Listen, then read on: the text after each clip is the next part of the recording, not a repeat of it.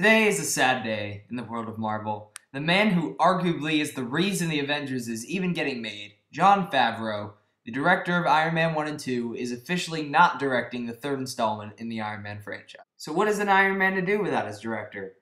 Well, this film comes out after the Avengers, so hopefully that whole Avengers craze will be over and we can finally get back to actually making movies about Iron Man.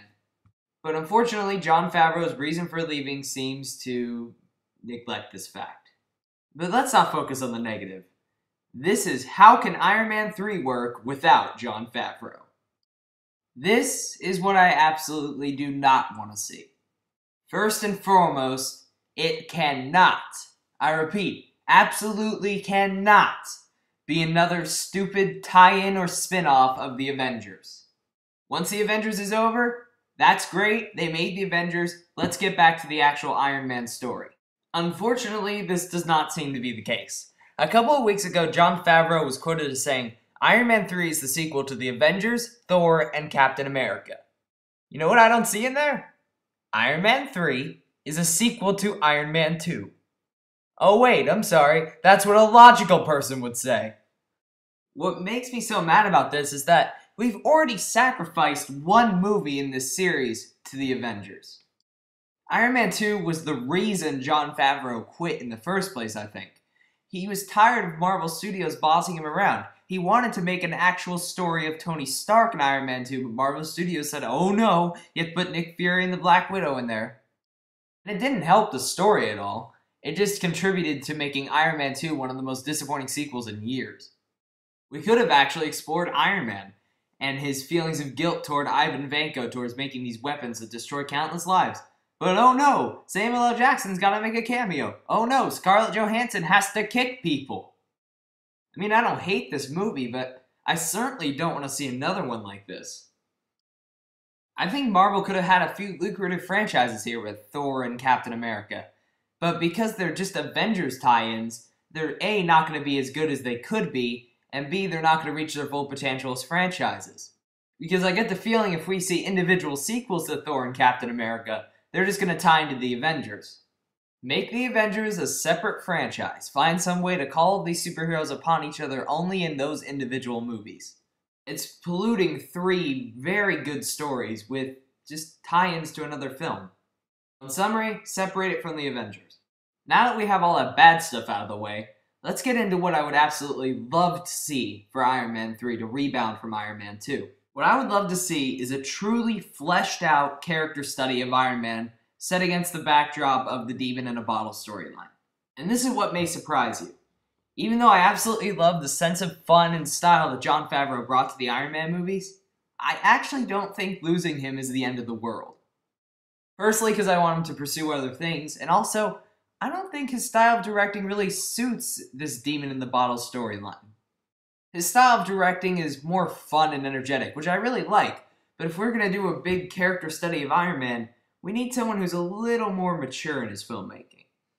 And while there's very little doubt that Jon Favreau could have surprised us all and done an amazing job with little studio interference, I do think it's time to move on to a different director. I never thought I'd ever say this, but Marvel, take a hit from Fox. Everything it sounds like they're doing on The Wolverine, the sequel to X-Men Origins Wolverine, make it sound like they're actually making a dramatic effort to make it a far better film. And the main reason I feel this way is because they hired Darren Aronofsky, the director of such films as Requiem for a Dream and Black Swan, which I'm dying to see, by the way. What's so great about this choice is that not only is he going to really delve into the character of Wolverine and get into what makes him tick, but he's going to make a beautiful film, and above all, he is not going to let the studio push him around. He's going to make his film the way he wants to make it. As he said, it's a standalone movie that doesn't have anything to do with any of the previous X-Men movies, despite the fact that Wolverine's in it. And I have to applaud the guy for that point of view after Fox just needlessly oversaturated X-Men Origins. We absolutely need someone like this for Iron Man 3 if it's going to work. Read your mind! Unfortunately, Christopher Nolan, we can't do it. He's got far too much on his plate, and it's just not going to work. So let's get Christopher Nolan out of the... My personal choice for this job would be David Fincher. Not only can he really get into the characters and really go in depth into this Tony Stark alcohol addiction, but he's worked with Robert Downey Jr. before and has a nice resume. He can do comedy, he can do some action, and I do think if they gave him a decent enough control, he would be able to make a great Iron Man movie. And this would be a film, in order for that to be great, would have to explore the themes of guilt and depression even. So David Fincher certainly had a lot of experience in that, and that even more qualifies him for the job. But the way I see it, it also calls for maybe a more realistic political angle on Iron Man. And that might even be suited for maybe a Paul Greengrass type of director, or even like a Steven Soderbergh type director. But easily, David Fincher would be my #1 choice. My vision would go something like this in terms of plot. After the Avengers, Iron Man goes solo again, and he answers the call to do like an American political mission or something, or like to overthrow a terrorist group or anything like that.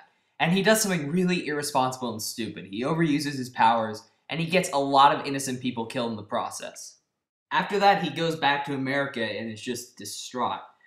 And he has to face the fact that his Iron Man powers almost give him godlike abilities, not to mention that he has to face the guilt of killing hundreds of people. This would make him turn to the alcoholism, and we'd explore him as he goes through this stage of just irresponsibility and just lamenting his just guilt and just this sense that he doesn't know what to do with these godlike powers. In this film, he'd face up to his arrogance, his cockiness, the things that they've been building up in these two films. Every detrimental personality trait that Tony Stark has had, he's going to face in this film, and he's going to overcome them to become the Iron Man hero that we truly imagined. And while he's confronting the alcoholism and the various things, there'll be a new villain, but I don't want a ridiculous villain like the Mandarin. I want something down to earth, but just something, a menacing, good, solid villain that could give us a good amount of action to go along with all the serious introspective stuff. There could be a subplot going on of War Machine trying to stop this villain, perhaps. But, as I said, the main story would be Tony Stark exploring the deep, dark depths of his personality and coming to terms with the fact that he is not a perfect person. Think about that for a second. Wouldn't that be better than some goofy, fun movie about a carefree superhero going to track down an evil wizard? This story would give Robert Downey Jr. also a chance to analyze himself personally and finally make audiences realize why Iron Man is the role he was born to play. And that, my friends, is my 2 cents on how Iron Man 3 could work without Jon Favreau. Please leave your comments.